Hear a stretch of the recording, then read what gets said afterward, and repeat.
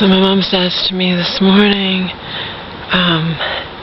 that she's packed up a bag just in case she winds up in the hospital. I think, Mom, you always say you can't possibly wind up in the hospital. She's like, well, just in case, because remember last time Marion brought, my mom's in a 12, and Marion brings her like size 16 pants.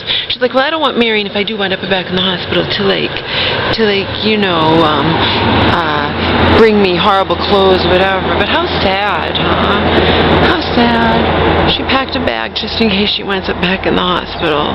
And you could say, well, lots of things are sadder than that, Laura. Of course, lots of things are sadder than that. I think I don't know that.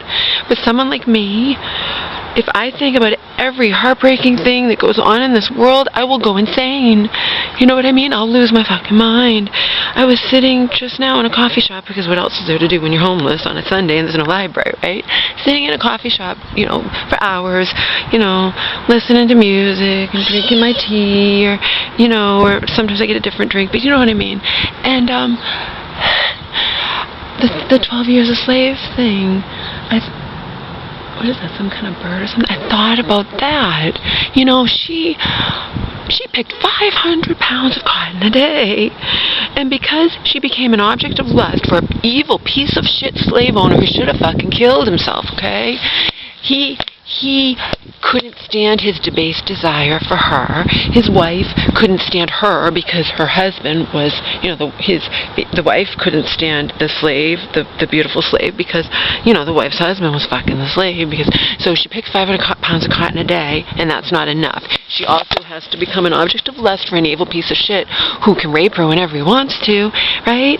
And then the wife hates her, so she can't even have soap to clean herself, because the wife doesn't want her to smell good or have soap, because then the wife thinks, well, maybe if this woman smells horrible, my husband will stay away from her, okay? You can't blame the wife for hating this slave woman, but it wasn't the slave woman's fault. It was the evil piece of shit slave owner who should have fucking killed himself, okay? And in the end, the poor woman is beaten to within an inch of her life because she had the nerve to go to try find soap, okay? And you can say, well, that has no bearing on anything. Yeah, it does. It's just, I'm just saying, that happened to him so many years ago, and I think about that, I was just thinking about that in there, She picked more cotton than anybody, but because she was beautiful, and it wouldn't even matter, she could have not been beautiful, she became an object of lust for him, and he's an evil piece of shit, and he knew he could rape her, and then his wife hated her, hated the slave, even though it wasn't her fault, and made her fucking life miserable. So she already has to be a slave, and then she has to be even more miserable on top of that, okay?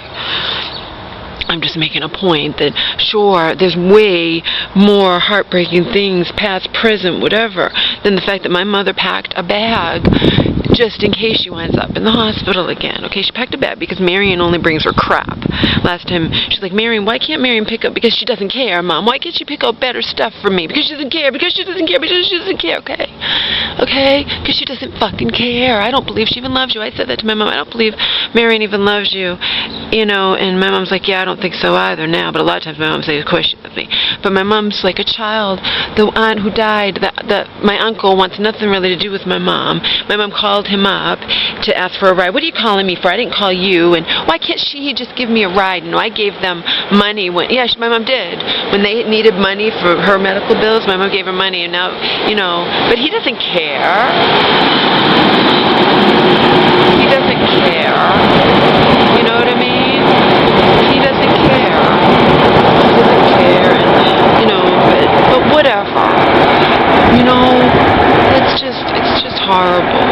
She's packing a bag just in case she winds up in the hospital. She's like, I'm going to pack a bag because I don't want Marion going, just bringing me crap, like, of course things are more heartbreaking, but we can only, each of us, worry about our own, like I said, if I worry about everything in this world, even when I was in the shelter last time, I had to be told, you can't help everybody, there's a certain, and you have to worry about yourself or whatnot, and so my mother is closest to home to me, and everything about goes on with her breaks my heart. She's been in a mental hospital. She has to suffer from this horrible disease for the past 35 fucking years of her life, and get thrown in a mental hospital and have that stigma, so we each only can worry about, because like I said, I'll go mad if I think about, that's why I blast my music in my ear, that's why, but it's just sad, You know, and it's a sadness that it's just sad. Because it's something, you know, I can't control the fathers who are fucking their little kids and doing this and doing that, or the kids are being beaten and this and that, whatever. But, you know, the fact that my mom's packing a bag because she might wind up in the hospital, you know. Because she knows, she's afraid of Marion. She said, you know, Marion makes me nervous. We know, Mom, we know Marion makes you nervous. Marion's a piece of shit fucking two-faced bully, just like the woman in the shelter, just like I told you. The end.